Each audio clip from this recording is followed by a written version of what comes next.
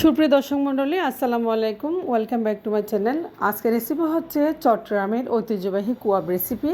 তো এই কোয়াবটা আসলে ছোটোবেলায় অনেক খেয়েছি। আশা করি ভিডিওটা আপনাদের কাছে ভালো লাগবে। ভালো লাগলে একটা লাইক করতে ভুলবেন না, চ্যানেলটি সাবস্ক্রাইব করে একটু পাশে থাকবেন। তো আপনাদের একটি লাইক আমাকে অনেক দূর এগিয়ে নিয়ে যাবে।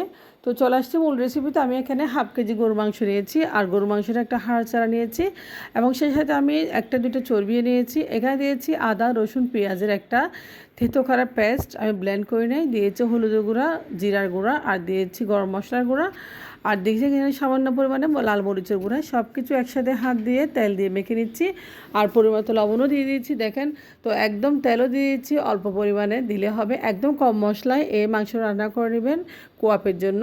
তো এভাবে আসলে তেল বেশি, তেল পেঁয়াজ বেশি না দিয়ে কম তেলে একদম কোয়াপটা রান্না করলে খেতে অসাধারণ হয়। তো দেখেন, আমি হাত দিয়ে মেখে নিচ্ছি একদম ভালোভাবে। এবার হচ্ছে আমি হাত দিয়ে মেখে চুলায় উঠিয়ে দেবো কোয়াপটা রান্না করার জন্য। তো এটা রান্না করে আমি কোয়াপটা বানিয়ে নেব। তো এখন চুলায় আমি প্যানটা বসিয়ে দিয়েছি এবং চুলাটা জ্বালিয়ে দিয়েছি। এখন তো কয়েকটা এলাচ, দারচিনি, তেজপাতা, লং দিয়ে আমি ভালোভাবে ঢাকনা দিয়ে ঢেকে দিয়েছি। 10 মিনিট পরে আমি আবার ঢাকনা উঠে দেখবো মাংসটার কী অবস্থা। 10 মিনিট পরে আসতেছি, মাংসটা কষতে শুরু করেছে। এরপর যে মাংসটা একটু নেড়ে চেড়েছি। দেখেন, আমি একটু পানি দিয়ে মাংস রান্না করে নেব।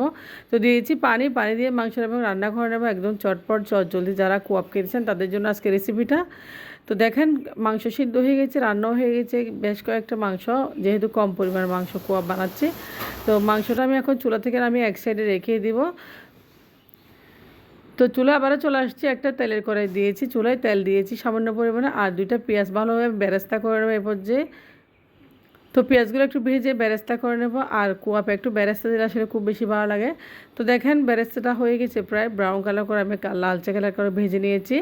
তো বেরেস্তাটা চুলা থেকে আমি একটা প্লেটে উঠে নিচ্ছি। দেখেন, এরপর যে আমি রান্না করা মাংসগুলো তেলে দিয়ে দিব। এখন তেলে ভালোভাবে মাংসগুলো ফ্রাই করে নিচ্ছি। সবগুলো মাংস আমি চুলা দিয়েছি। তো সবগুলো মাংস চুলায় দিয়ে দেখেন আমি দিয়েছি কাঁচামরিচগুলো একটু ঝালের জন্য দিচ্ছি। আর এইরকম কোয়াপে কাঁচামরিচ দিলে একটু ঝাল ঝাল হলে খুব বেশি ভালো লাগে। তো কাঁচামরিচগুলো তেলে অবশ্যই আপনারা দেখতে পাচ্ছেন সিদ্ধ হয়ে গলে মাংসটা একদম ঝাল ঝাল হয়ে যাবে। তো এরপর যে মাংসটা আমি ভালোভাবে আরও একটু ফ্রাই করে নিচ্ছি একদম উলট পালট করে। তো দেখেন, কাঁচামরিচটা হয়ে গেছে। আমি এখন দমে রাখবো 5 মিনিটের জন্য। 5 মিনিট পরে চলে আসছে, দেখেন মাংসটা কি সুন্দর একদম কালার হয়ে গেছে, আর কাঁচামরিচগুলো একদম ফেটে গেছে। দেখেন, একদম ঝাল ঝাল হয়ে গেছে। তো এরকম রেসিপি দেখতে চাইলে আপনারা অবশ্যই আমার পেজে ফলো দিয়ে থাকবেন। আর দেখেন, আমি দিয়েছি এখন বেরেস্তা এরপর যে। তো বেরেস্তা দিয়ে ভালোভাবে মাংসগুলো একটু আমি কালচে কালার করে নেব, যেহেতু এটা হচ্ছে চট্টগ্রামের ঐতিহ্যবাহী কোয়াব রেসিপি। তো দেখেন, আমার কোয়াবটা হয়ে গেছে, মাশাআল্লাহ খুব সুন্দর হয়েছে দেখতে, একদম এত সুন্দর হয়েছে, আর খুব সফট হয়েছে, খেতেও খুব দারুণ হয়েছে। তো আশা করি আজকে ভিডিওটা ভালো লাগলে আপনারা লাইক করবেন, শেয়ার করবেন, আর একটা লাইক করতে ভুলবেন না। তো আজকের ভিডিও একটু পর্যন্ত, আপনারা অবশ্যই ভালো থাকবেন, আর আমার জন্য অবশ্যই দোয়া করবেন। আল্লাহ হাফেজ, আসসালামু আলাইকুম।